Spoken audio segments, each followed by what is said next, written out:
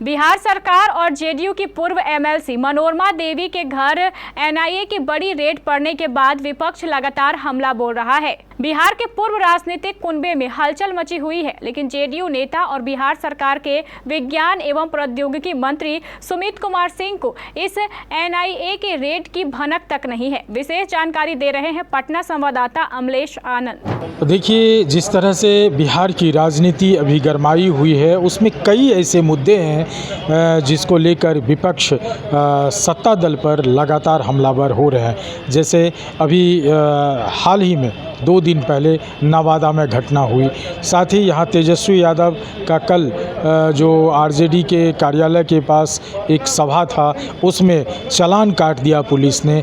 उस पर भी सत्ता दल पर कटाक्ष और अपनी बयानबाजी शुरू कर दी। इसको लेकर के जब आज मंत्री सुमित सिंह से पूछा गया, तो सुमित सिंह ये तमाम मुद्दे पे, चाहे वो नवादा की घटना हो, अपराध की घटना हो या फिर तेजस्वी यादव के कटाक्ष और आरोप की घटना हो, इन सारी बातों पर मंत्री सुमित सिंह क्या कुछ बोल रहे हैं, ज़रा इनको पहले सुनिए।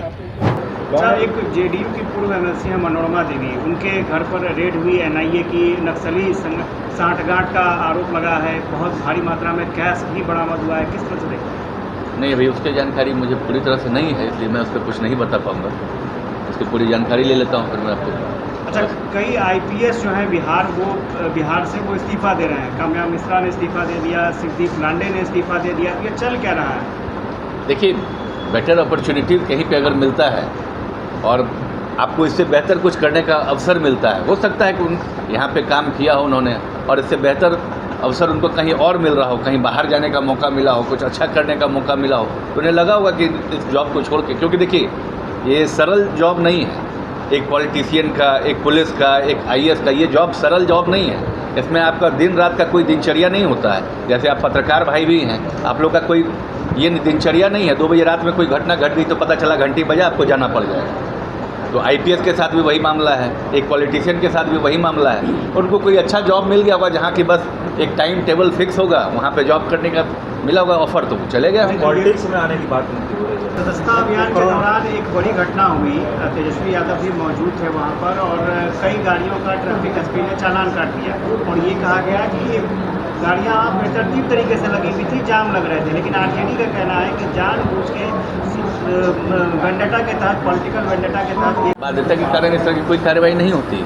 अगर इस तरह का मामला होता है तो आज की डेट में सोशल मीडिया का ज़माना है, मोबाइल से लेकर सब चीज़ की रिकॉर्डिंग हुई है और रिकॉर्डिंग के द्वारा ही कोई कार्रवाई की जाती है। जब भी कोई कार्रवाई होती है, आप देखते होंगे कहीं भी अगर कोई फाइन भी किया जाता है बाइक से लेकर किसी भी चीज़ पे, तो आप देखते होंगे उसकी रिकॉर्डिंग रहती है। चालान कटता है तेज़ चलाने पे, तो उसकी रिकॉर्डिंग रहती है। आज के डेट में एक पैरामीटर लगा दिया गया है कि आप रफ्तार अगर आपकी अधिक हुई तो उस पर चालान काट दिया जाता है। तो ये तो यातायात व्यवस्था को दुरुस्त करने के लिए इस तरह के कार्य किए जाते हैं। लेकिन आरजेडी ने ये कहा है कि अब वो भी वीडियो जारी करेगी जेडीयू के ऑफिस की, बीजेपी के ऑफिस की, वहाँ पर भी बेतरतीब गाड़ियाँ लगती हैं, कोई चालान नहीं काटा। नहीं, ये बोलने की बात नहीं, ये तो कर देना चाहिए था।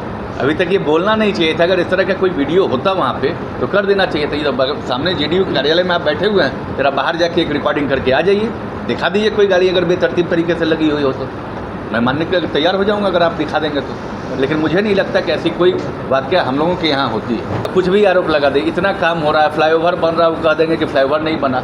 अब यहाँ से लेकर आप देख लें, अब कहीं उत्तर बिहार जाना हो आपको तो देख लें कि जेपी सेतु बना हुआ है, इधर गांधी सेतु है, सब कितने दुरुस्त हालात में आज की डेट में है। और इन सब होने के, इतना सब कार्य होने के बावजूद उनको कोई कार्य नहीं दिख रहा, तब उसको क्या कहा जा सकता है?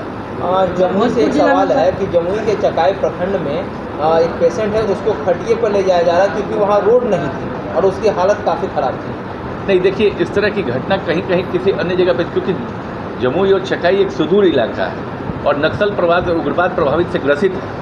वो जहाँ की घटना आप बता रहे हैं, हो सकता है कि वो जंगल में भी हम लोग का बहुत सारा गांव है। 684 गांव हमारे एक चकाई प्रखंड में है। और आपको मैं जानकारी दे दूं, चकाई प्रखंड खगड़िया ज़िले से बड़ा है।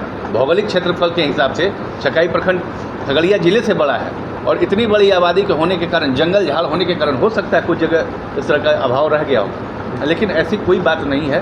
कहीं पे अगर इस तरह की मजबूरियाँ हुई तो हम लोग उसको अविलंब दूर कर लेंगे। तो आपने सुना मंत्री सुमित सिंह ने क्या कहा, लेकिन एक सवाल जब उनसे किया गया कि देखिए आपके ही पार्टी की पूर्व एमएलसी रहा करती थी मनोरमा देवी, उनके घर आईएनए ने छापा मारा है, तो उन्होंने साफ साफ कहा कि देखिए इसकी जानकारी मुझे नहीं है।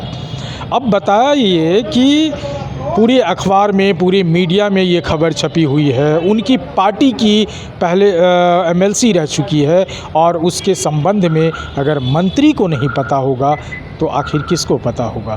इसके साथ साथ फिर नवादा की जो घटना थी, जो 80 घर को, महादलित के घर को जला दिया गया था, उस पर भी उन्होंने कार्रवाई करते हुए कहा, बात कहते हुए कहा कि उस पर कड़ी कार्रवाई हो रही है, गिरफ्तारी भी हो रही है, और जो दोषी पकड़े जाएंगे उन पर कठोर से कठोर सज़ा का प्रावधान सरकार करेगी, और जो जिनका घर जला है उनको मुआवजा भी देने की बात कर रही है सरकार।